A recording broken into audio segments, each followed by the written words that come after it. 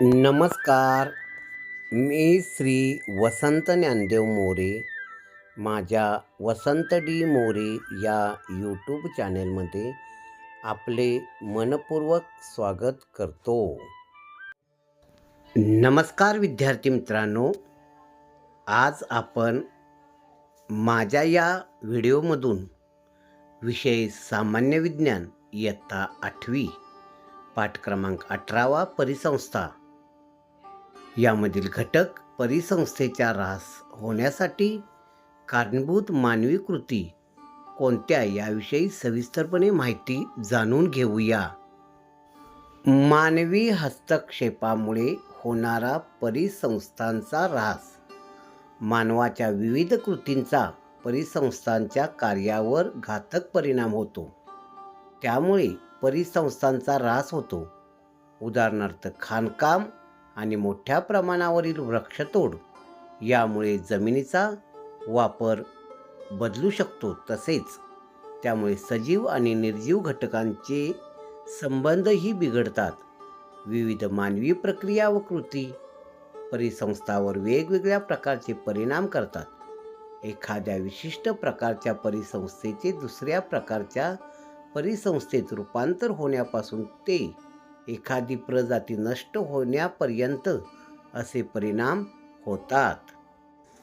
परिसंस्था ऱ्हासाला कारणीभूत ठरणाऱ्या काही मानवी प्रक्रिया आणि कृती.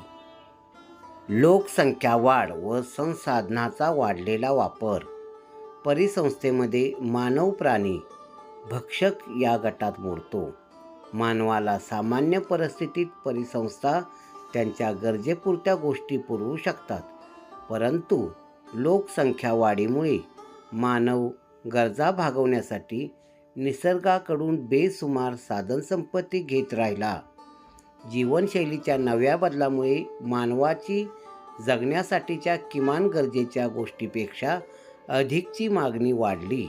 त्यामुळे परिसंस्थांवर ताण वाढला, पण टाकाऊ पदार्थाचे प्रमाणही मोठ्या प्रमाणात वाढले. शहरीकरण अर्बनायझेशन.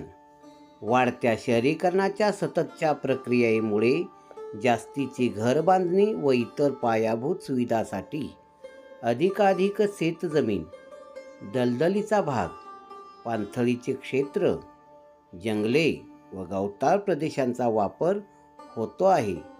यामुळे परिसंस्थांमधील मानवी हस्तक्षेपामुळे परिसंस्था पूर्णपणे बदलतात किंवा नष्ट होतात. औद्योगिकीकरण आणि वाहतूक. वाढत्या औद्योगिकीकरणासाठी लागणारा कच्चा माल नैसर्गिक जंगले तोडून मिळवला जातो. यामुळे जंगलांचा नाश होतो. वाहतुकीत वाढ झाल्याने त्यासाठीच्या सुविधा वाढवताना बरेचदा जंगलातून किंवा पाणथळ जागावर रस्त्यांचे, रेल्वे मार्गांचे जाळे पसरले जाते. पर्यटन, निसर्ग निरीक्षण, मनोरंजन व देवदर्शनासाठी मोठ्या प्रमाणावर पर्यटक निसर्गरम्य परिसरात येतात. या पर्यटकाकरिता अशा ठिकाणाच्या परिसरामध्ये मोठ्या प्रमाणात पायाभूत सुविधा निर्माण केल्या जातात. त्यामुळे स्थानिक परिसंस्थेवर अतिरिक्त ताण येऊन तिची मोठ्या प्रमाणावर हानी होते, म्हणजेच पर्यावरणाचा ऱ्हास होतो. मोठी धरणे. धरणामुळे मोठ्या प्रमाणात जमीन पाण्याखाली जाते. त्यामुळे त्या भागातील जंगले किंवा गवताळ प्रदेशांचे जलीय परिसंस्थेमध्ये रूपांतर होते. धरणामुळे नदीचा खालच्या बाजूचा पाण्याचा प्रवाह कमी होतो. याचा परिणाम म्हणजेच पूर्वी वाहत्या पाण्यामध्ये तयार झालेल्या परिसंस्था नष्ट होतात. युद्धे. जमीन, पाणी, खनिज संपत्ती किंवा काही आर्थिक व राजकीय कारणामुळे मानवी समूहात स्पर्धा व मतभेदातून युद्ध होते. युद्धामध्ये मोठ्या प्रमाणात बॉम्ब वर्षाव, सुरुंगस्फोट केले जातात.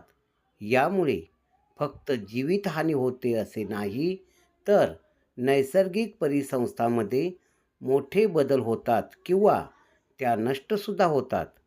अशा प्रकारे भूकंप, ज्वालामुखी, महापूर, दुष्काळ यासारख्या नैसर्गिक आपत्तीमुळे व मानवी हस्तक्षेपामुळे काही नैसर्गिक परिसंस्थांचे वेगळ्या प्रकारच्या परिसंस्थांत रूपांतर होते. काही परिसंस्थांचा ऱ्हास होतो तर काही परिसंस्था समूळ नष्ट होतात. नैसर्गिक परिसंस्था जीवावरणातील संतुलन राखण्यात महत्त्वाची भूमिका बजावतात, म्हणून त्याचे संरक्षण करणे महत्त्वाचे ठरते. माझा हा व्हिडिओ आपणाला आवडला असल्यास लाईक करा आणि सबस्क्राईब करा.